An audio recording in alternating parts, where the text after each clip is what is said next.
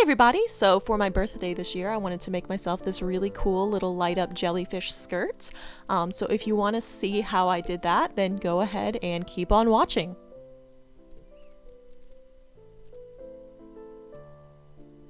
So let me sit here for a second and talk through my design and inspiration process in case you're like, Sam, why? Okay, so I'm following this artist on Instagram. Her name is Liana He, and this is her Etsy. It's lianahe.etsy.com, and she paints the most beautiful gouache paintings. Most of them are mermaids or ballerinas, and there's a lot of Breakfast at Tiffany's stuff in here too. But her work is absolutely beautiful, and she posted a couple of Nutcracker pictures of Nutcracker inspired paintings that she was doing on her Instagram. So then I got inspired, and because I'm a biologist and I always think of fish related things, I'm like, well, what if I did a ballerina with like a moon jelly tutu? So this didn't get very far as a sketch, but then I started thinking like, oh, okay, a moon jelly kind of skirt wouldn't actually be that hard. So then I started drafting and thinking and sketching and planning. So here's how I came up with the idea of like a moon jelly kind of skirt. And then I thought, well, what can I do to make this like a little bit more exciting and a little bit more fun and a little bit more funky? And then I thought, oh yeah, EL wire exists. So I thought, why don't I do some lights, some EL wire here in the gastric pouches. For those of you who don't speak marine biology, these little flower-looking things in jellyfish are called gastric pouches, so that's where they do a lot of their digestion. It's not really a glamorous thing, but they look pretty, so I thought it might be fun to do some light-up kind of stuff over here. So then I just kind of got to thinking about how I would actually plan this out, and I came up with a little plan, and I thought it would actually turn out pretty well. So here I am laying out my tulle. I wound up buying 17 yards of tulle. I originally, according to my measurements, only should have needed 16, but I wanted to give myself a little bit of wiggle room, so I gave myself 17. And what I'm doing is I'm laying them out. I have a king size sheet on my floor so that I can more easily see the very translucent white tulle. So I'm laying out layers and layers and layers and layers. Now at this point I didn't know exactly how many layers of tulle that I wanted, so I believe I cut out 8. You'll have to forgive me. I was taking notes this entire time on a little notepad so I would know what to tell you, and then I moved and now I can't find the little notepad. So as you can see, I am laying out multiple layers of white tulle. And now what I'm doing is I found the midpoint, and now I'm cutting out a circle skirt. And I got these measurements from a circle skirt calculator. I just kind of Googled one and used the first one that came up. So you see me marking out the radius of the waist. So this is where the waist measurement should be. I made this one for a 33-inch waist. So I wound up needing a 5-inch radius. And I wanted my skirt to be 24 inches long. Sorry, you might hear me coming away from the mic. I don't have my full setup yet. So then I measured 24 inches. Is that 24 inches down?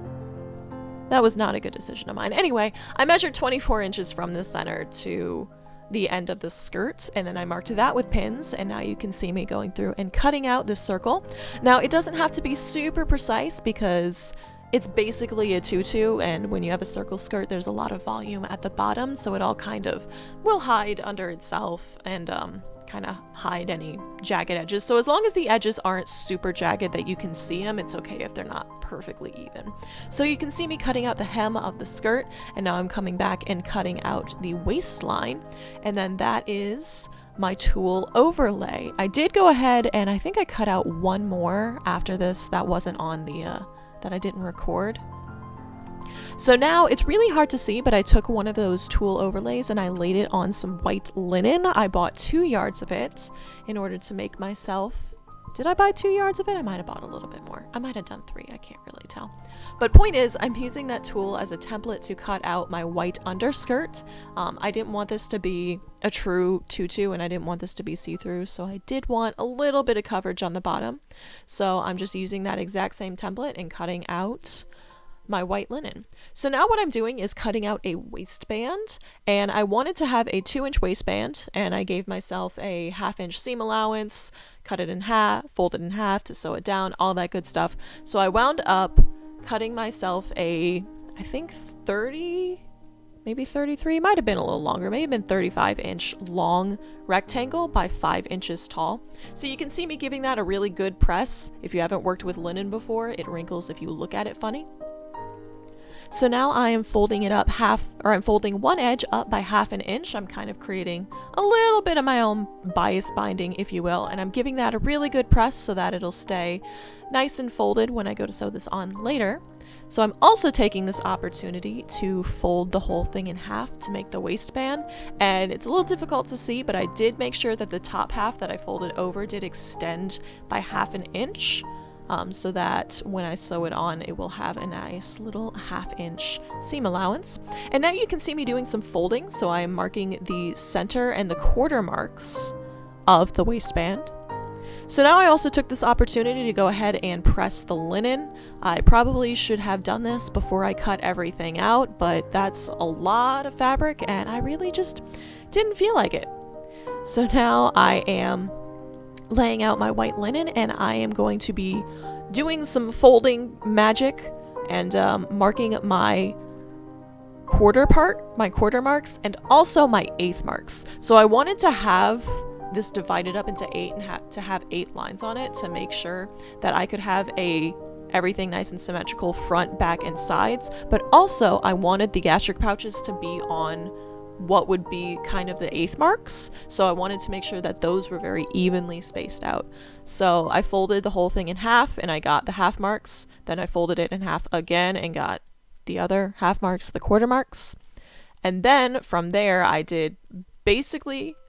folded the big half into the quarter mark, and then I got some 1/8 marks. And then the important thing here is you got to be careful to make sure that you're only pinning through one layer of fabric, because once you have these kind of first 1/8 marks, you can take the whole thing up, fold it again, and remark them, and you just got to make sure you match as much as you can on each side. It's really hard to describe with words, but hopefully you can see what I'm doing with the video.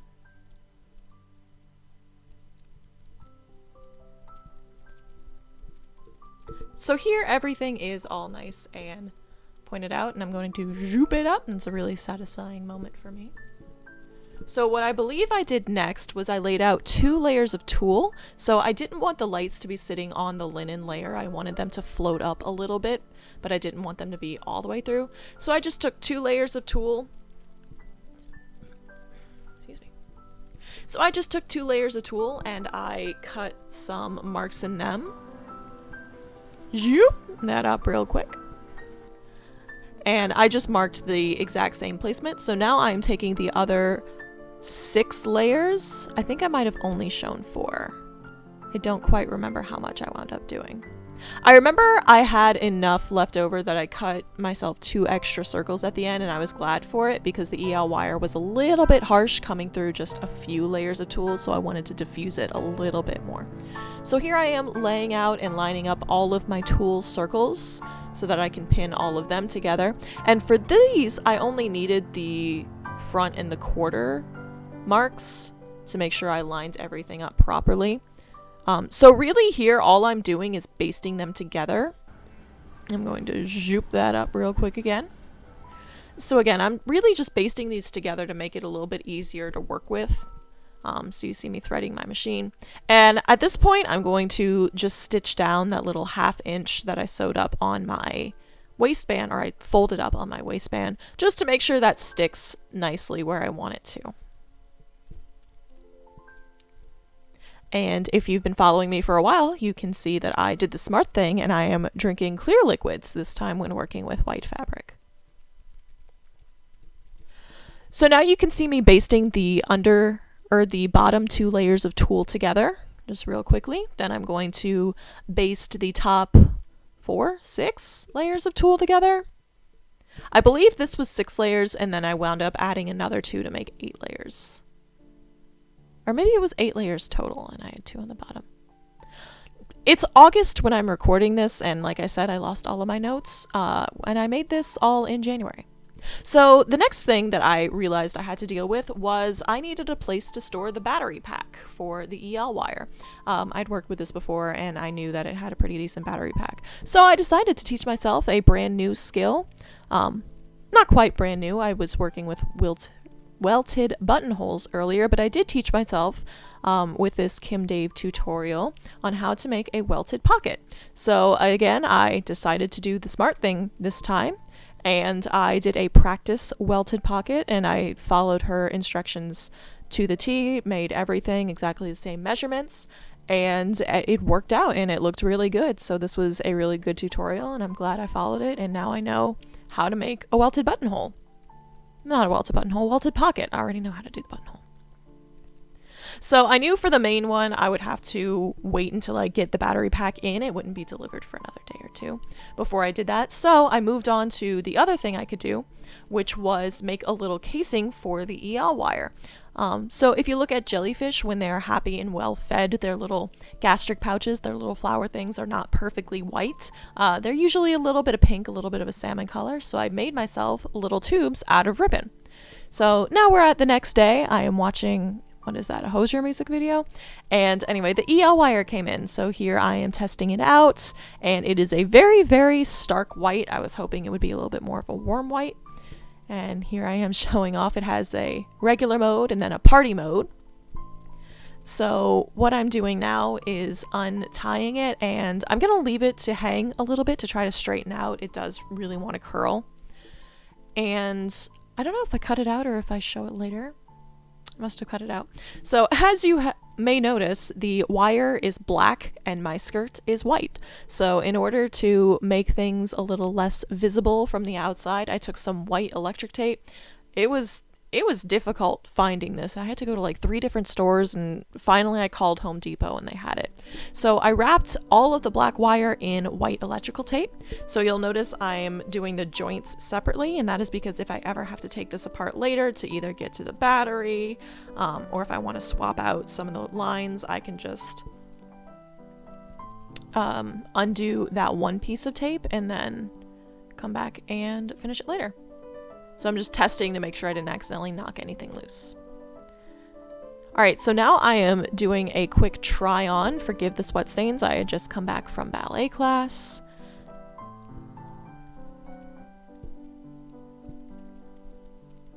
So now what I'm doing is just figuring out where I want the pocket to lie. So I'm just kind of holding it up, saying what would be a natural place for it to fall. So I'm marking that with a marking pencil, and now I'm doing exactly the same thing that I did in my welted pocket tutorial, and I am just now doing it on these skirts. So you see me measuring, and I'm making sure that everything is the size that it needs to be, and it'll fit just the, you know, all that good stuff. And I don't think I mentioned it earlier, or I had a little bit of a difficulty timing it out, but I made that ribbon that you saw me make, I made tubes out of. So I just took the total length of the ribbon, divided it by 4, cut them into that length, folded them in half, and just sewed them.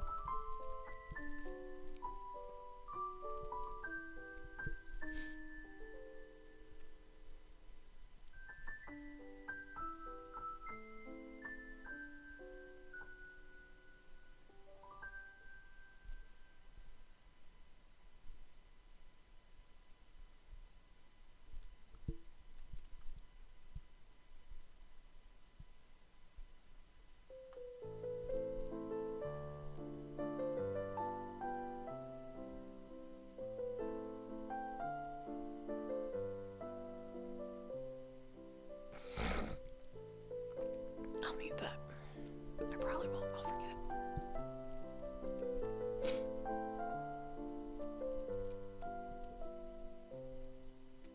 This is a lot of footage of me making this welted pocket. And one thing that I did learn with working with linen is that it frays like crazy. So I fray checked all of the seams that I just made. And at this point, I went ahead and I fed all of the EL wire through the little tubes that I made. I didn't worry about turning the tubes, quote unquote, right side out because the seam allowance was just so small. I tried to stitch just on the side of the finished edge. So now you can see me trying to arrange these tubes. It's like throwing a cast net. Who said a marine biology degree was useless? So now you see me laying out these two first layers of tulle.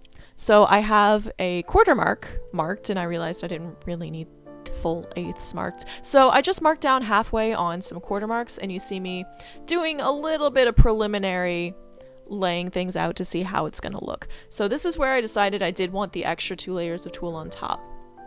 So now you see me actually stitching down the EL wire.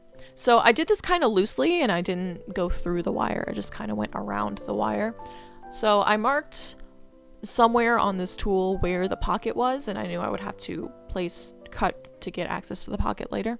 So now I'm just kind of whip stitching. I don't know if that's the correct term, but I'm just loosely stitching each wire down, just really to make sure that it doesn't go anywhere. And when I get to this first little circle of light gastric pouch, I don't quite know what I'm going to call this because gastric pouch isn't very glamorous. Anyway, when I get to this first one, I'm just going to kind of arbitrarily decide how big I want this circle to be. I didn't really want too much overlap because then you'd see 2 lines of light and it wouldn't look too great.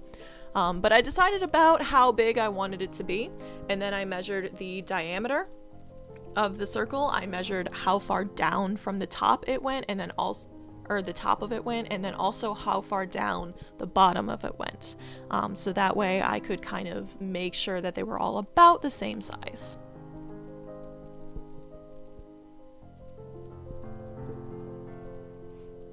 So now you can see me repeating those measurements on the other 4 points of symmetry. I promise I have pants on.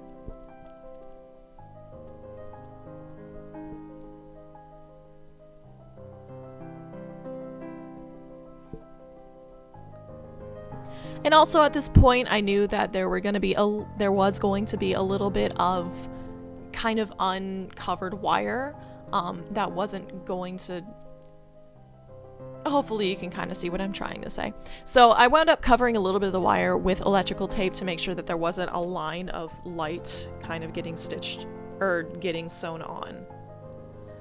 So now I realized that because tulle is see-through, I didn't even have to mark all of the eighths and the quarters on this. I could just match everything up to the eighths and the quarters on the linen, which I had marked. So I'm just stitching or tacking down the tulle layers to my linen layers. And now that I have the bottom layer on, I'm adding the top layers of tulle on, and I'm going to take this to my machine and baste this down all the way across before I put the waistband on. So I'm also cutting a little slit in the tulle because I hadn't done that yet. And this entire time I'm doing a lot of testing to see how it looks with the lights on and with it off. So now I am cutting open a little pocket or a little slit to get to the pocket so that when I'm wearing the skirt, I don't have to completely get up under it. And here is my first try on with all of the lights and all the fun stuff, and I'm dancing around, having a fun jellyfish time. I have my high school playlist on in the background. Okay, so this is where I decided I did want the extra 2 layers of tulle. It's not the next day at this point. But I did want the extra layers of tulle. You can see me moving my mouth. I am singing to this playlist, having a grand old time. So I'm now taking this to my machine and basting all of that together. It's probably just sewing at this point, but I properly sewed it together once I sewed the waistband on, which I believe is the next step. Also, the good thing about tulle is that tulle does not fray, so I don't have to worry about finishing any of these seams. I can make cuts wherever I want. It's a little slippery and a little tricky to sew, but tulle is a pretty forgiving fabric. I like it a lot.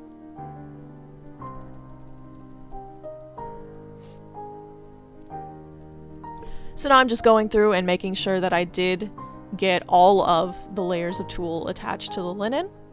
I'm also just trimming up the top to make it a little prettier, a little bit easier to handle. So I very, very carefully pinned the waistband on. I used a lot of pins. Sewing straight lines onto curved objects is very difficult, so it took a little bit of fiddling, but I managed to get it done. So just go slow and use a lot of pins. And I'm also checking very carefully every couple of inches to make sure that I'm not catching any tulle on the underside that I don't want to. I'm making sure that you know, nothing's bunching up crazy, because that is another downside of working with tulle, is that you really can't rip it out. You have to cut it if you make a mistake. So I'm also trying to get better about clipping my threads this year. So again, since the inside is a curved edge, I notched them real quick just to make it a little bit easier to work with. So after everything was sewn on and I double checked to make sure everything was sewn on properly, I went ahead and notched that inner seam. And since I wanted this to be a little bit of a nicer project and I wanted to get in the habit of doing things a little bit more professionally, I did fell this edge down by hand. Fell isn't quite the right word. I whip stitched. Sorry, that's my phone. I whip stitched the waistband down on the inside by hand. And here I am trying it on with a waistband for the first time, and my boyfriend walked by. I'm a jellyfish. Yeah, he was very confused as to what I was doing, and I wanted him to guess because, you know, what's the point of doing a jellyfish skirt if people don't know you're a jellyfish when they look at you? So here I am dancing around. I am testing out party mode. This nice, fun little blinking lights. I don't really plan on going to any raves soon because, you know, plague. Anyway, so I took a closer look at the waistband, and because of all the layers of basting, some of the stitching was visible, and I wanted to do something a little bit more fun anyway. So the next day I went to Joann, grabbed myself a yard of this really fun trim. It was like $2 a yard, and I just really quickly tacked that down to cover up anything on the waistband that wasn't too great. And I didn't really plan on binding this too well, but I happened to have this white ribbon, so here I am using some white ribbon to bind the edges of this waistband and the linen underskirt, just to kind of keep things from unraveling too terribly. And I decided to just do this by hand. I figured it would be a lot quicker and easier than trying to maneuver this by machine, and it was only really a couple of inches.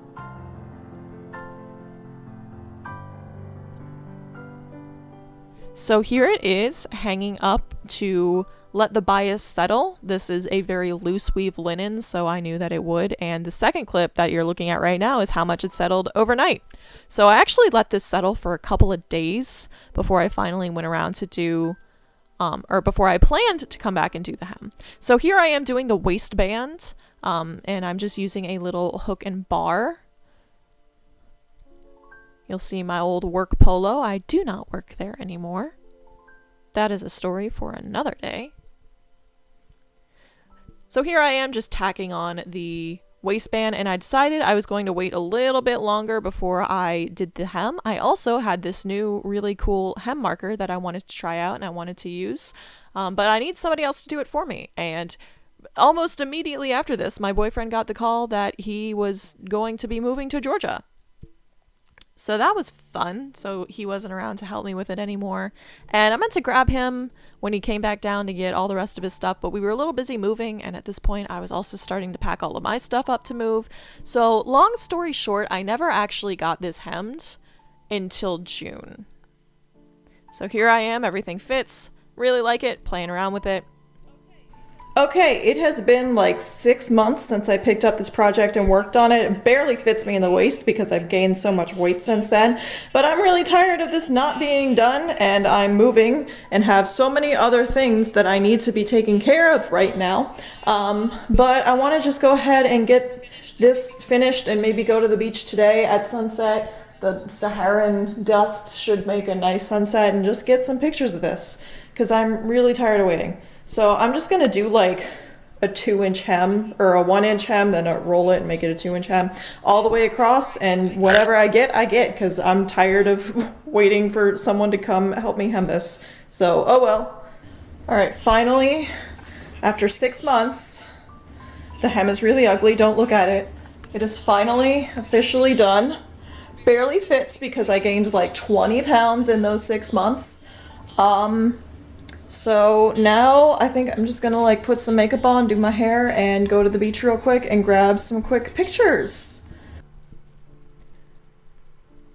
So with about 2 days left in Florida, I drove down to the beach, had myself a little photo shoot, and I had a great old time frolicking on the beach. And, you know, it's a It's technically a tutu, so I did a little dancing on there too. So here I am just enjoying my last 48 hours in Florida, having a grand old time, procrastinating from moving. And anyway, I really like how this skirt turned out. I think it's so much fun. I have no idea when I would actually wear this, but I'm glad I have it. It was such a fun thing to make. I'm a little disappointed it took me, 6 months to make it, but I'm glad I finally have it. So here I am on the beach. Had to time things right so that you would actually be able to see the EL wire and it would be dark enough. In case you didn't know, I lived in Florida, so not really a lot of pretty sunsets over the beach because our beach faced east. And yeah. Oh, there's the cat in the background trying to tell me that her food bowl is only half full, so clearly she's about to starve to death. So anyway, thank you so much for watching. I hope you enjoyed it, and you should expect to see a lot more sewing content from me coming up in the next couple of weeks. Also follow me on Instagram @threadandneedlefish. Okay, bye!